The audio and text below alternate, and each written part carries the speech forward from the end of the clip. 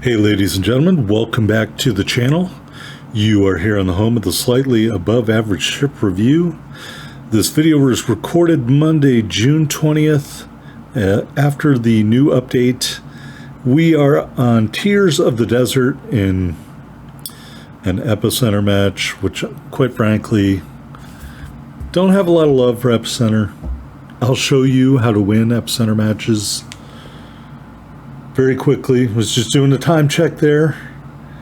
And yes, we're in the Pan-European Tier 7 Tech Tree Destroyer, the Ostergotland, or Ostergotland. I think that's how I like to say it, Ostergotland.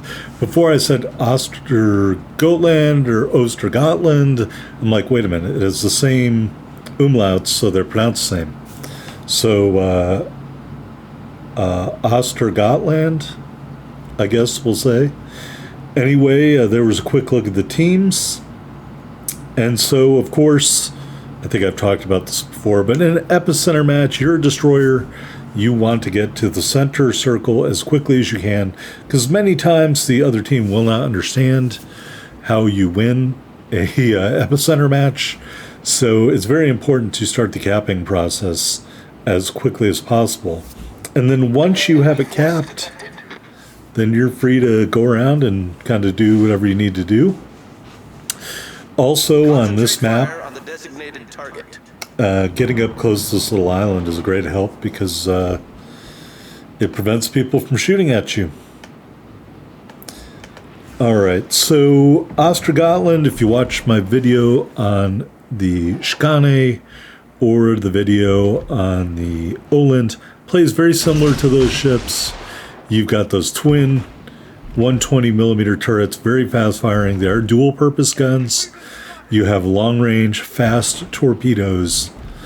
You do not have a smoke screen. And believe me when I say you are very vulnerable to detection. So not just being seen and not having a smoke screen, but not having any kind of defense against radar or sonar, not having a smoke screen, not especially fast ship. So if I had to pick out a vulnerability, it is once you get spotted in the ship, it is very hard to get away. Just like the Olin, just like the Skane. And in a couple of the earlier, I played about 5 matches in this before I got this game. In a couple of the matches, you know, let's be honest, I got a little too close. I got detected, like 10 ships shot at me, game over, back to port. That being said, I'm not going to try to take anybody for a ride. The game that I'm going to show you, I think, is the game that most people are going to have in this ship. And it's going to start with the fundamentals of doing your job. We're going to cap the bases. We're going to spot the other destroyers. We're not necessarily going to kill them, but we're going to lead to their destruction. There is the enemy, Ostergotland. So we're shooting at him. And although I don't think we're going to get the kill, we're going to encourage by part other people to shoot at him. And as a result, he is dead. All right, they have 2 other destroyers. I think we helped kill one. The other one I don't think we have anything to do with. So here they got a Belfast 43. They got a Summers. I believe their other destroyer might be a Kajiro, if I'm remembering correctly. But yeah, so you've got good AA in the Ostergotland. You've got the DFAA charges. You know, unfortunately, carrier planes are something else that you have to worry about. Here we're being spotted. Don't really have a way to camouflage ourselves. We are taking splash damage. So I torp out here. I think that's the gross rigor first. I think it is. Whatever ship that is. We'll hit him with a couple of torpedoes there. Your torpedoes don't do a ton of damage, just around 10,700 if I'm remembering correctly. But they are very fast, and they have a pretty good range at 13.5 kilometers. So when you're getting spotted and shot at, you just have to run away. Okay? And there have been times where I've dropped spot in this and other Pan-European ships and still get killed even after I drop spot. By the way, one of our other torpedoes ran into somebody, and we're spotted again. We're spotted by the Summers. So I'm going to light him up and dodge his shells, encourage other people to shoot at him, And then I'm going to hit the brakes here and start to back up, hoping he'll come around the mountain here, and he just doesn't do that. Also, braking allowed us to dodge that salvo. The other destroyer's Yudachi. Sorry about that. Off there in the distance. I think we can shoot at him from long range here if he's still spotted. And right when I go to aim at him, he drops spot.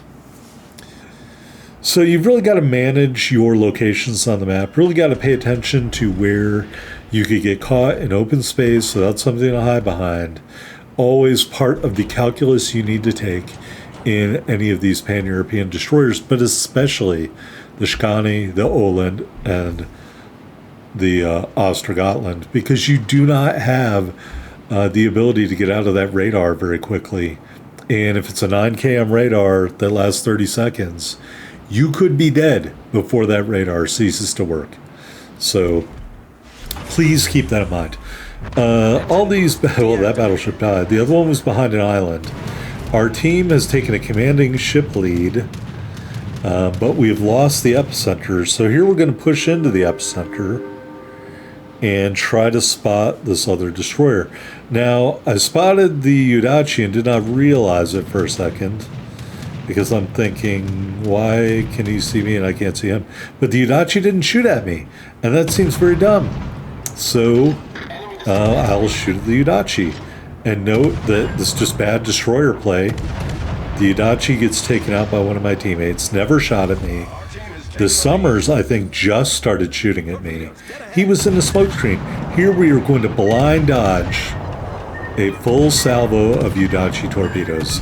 I have no idea how those didn't hit us as we finish off the Summers. All right, so we resulted in the death of all 3 destroyers. One we got a kill on. We'll just lob some torpedoes out at 2 of these last 3 battleships remaining. Believe it is a Jean Bart's and a Yamato, perhaps. Again, I can't really see the text on my 8-inch software editing screen, so perhaps someday soon that will change and I can bring you a professionally edited video where I can actually see what I'm talking about. I do like this recording software though, so I'm willing to deal with it. Alright, so this Yamato has all its gun pointed in the other direction. The other ship on the board is on the other side of the map. We're shielded by the island, so we will do a little bit of gunboating here, just using our guns to pile up some damage. We do set the Yamato on fire. We also get a base cap. Maybe we just capped all 3 bases and didn't set them on fire. We do get a torpedo strike or 2 on the Yamato. I think we also may have gotten a torpedo strike with no flooding on the Jean Bart at one point, so that's something else to keep in mind. A lot of no flood torpedo strikes in this ship, unfortunately, at least at this point in my experience in the 5 games that I played in it. Jean Bart over here, still eyeballing the Yudachi or the Yamato, just trying to get closer to be able to re-engage with torpedoes. And I think right as we turn here, we got about 10 seconds left on a reload. Right, we're going to turn in, and I think he gets erased due to the citadel of that ship being very accessible. So we'll shoot 1 rack at him, and we are spotted. So I am going to light him up using my guns with our build, and we're going to go over the ship in the port. We have a 2-second reload on these guns, and we are not using Brawler in row 1 or whatever the skill is. So he gets taken out before our torpedoes can find their way home. Send the 2nd rack at the Jean Bart, and here we're just going to go bow on and close with the Jean Bart. Because he's the only ship left, so we really don't have a lot to lose. We have a ton of hit points left. I am using Billy Sims as an inspiration on this build, and thanks to some of the stuff I got from the beginning of the mission, I was able to max him out. So it's a max Swirsky, a max Bay, a max Bill Sims, so you are seeing the very best the Ostergotland can muster with that commander and those inspirations. Here we're going to get 2 torpedo strikes. We do start some flooding on the Jean Bart, but it appears he immediately damage cons, and so we're going to turn broadside, rear turret a little bit slow in coming around. And I know the Jean Bart has a lot of secondaries, but at this point I don't have a lot left to lose. So we're going to get that second turret on target and just engage him with this 2-second reload, just piling in the HE, and he gets taken out by our teammate. Alright, so I know you're thinking that wasn't that great, and you're right, it wasn't that great. We only had 78,078 total damage, 7 torpedo strikes, just 1 kill. However, we did get 2 solo base caps and 2 assisted base caps in the epicenter match. We ended up with 322,229 silver and 4,271 ship XP and commander XP in the Ostergotland. There we are at the top of the board, 2847 base XP. Is that 28? I think it's 28. I'm pretty proud of that. I mean, down tier certainly helps. Don't go thinking the ship is certainly Kraken capable, but you can't pile up damage due to the nature of the ship. You don't have a smoke screen, so you can't farm damage in a smoke screen. And you don't have high damage torpedoes, so you can't farm damage with torpedoes. So instead, you have to do just about everything else in this ship. All right, in a minute here, we're going to go into the port and take a look at the upgrades. As you can see, aiming system mod 1. We got propulsion mod 2. Concealment system mod 1. Main battery mod 3. I'm sure none of that is shocking for a gunboat type destroyer, and we are fully upgraded. Taking a look at the loadout, 2 charges of the engine boost, 2 charges of the repair party, 2 charges of DFA, which we really didn't get to use, unfortunately. However, you do have strong AA. Rare battle booster. We got this forest permanent camouflage and the early adopter flag. Taking a look at the stats. So that's 18,600 hit points. Those 2 twin 120s, 10.9 kilometer firing range, 2-second reload, 14, I think it says 0.8 second turn time. HE shells 1700 damage, 7% fire chance. AP shells 2150 damage. Again, that's the same as the ship below it, maybe a few tweaks in the range. And the turn time. Torpedo launchers, 2 quad launchers, reload every 100 seconds. Max damage 10,700. 13.5 kilometer range, 86 knots, I believe. Very fast. And the detection's rather high. I'm not going to guess. It's between 16 and 1800 meters. All right, your main battery is dual purpose, does count as AA. We are using no fly zone in row 1, so we have a 69 AA rating. You can get that higher if you use the AA mod in mod slot 1 of the destroyer.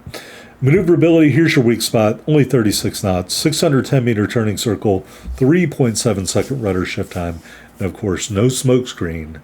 So you got to be very careful about your maneuvering in this ship. And concealment, 5 kilometers on the surface, 2.9 from the air, 2.4 when firing in smoke. Again, I think that's the same as the Skane and the Oland. All right, here's our commander, Jerzy Swirsky, fully maxed by, mispronounced the name earlier, fully maxed sims. And of course, his base trait is with concealment. No fly zone in row 1. Look at me now in row 2. Twist and track in row 3. Cloudy days in row 4. And unstoppable as our legendary skill. Now, you could use this, but you only get 1/10 of 1 second back on your reload. And the rudder shift penalty, I don't think it's worth it. I wouldn't run it, not in this ship. We got to run twist and track. Otherwise, your turret traverse is over 20 seconds. If you use Perceptive. Anyway, that is the Ostergotland Tech Tree Spotlight. I hope you enjoyed it. If you did, hit that like button. I hope this gives you a realistic look at what you can expect to do in this ship. And hey, at least the camouflage job is better than the Oland, that's for sure. Anyway, thanks so much for watching. I will see you next time.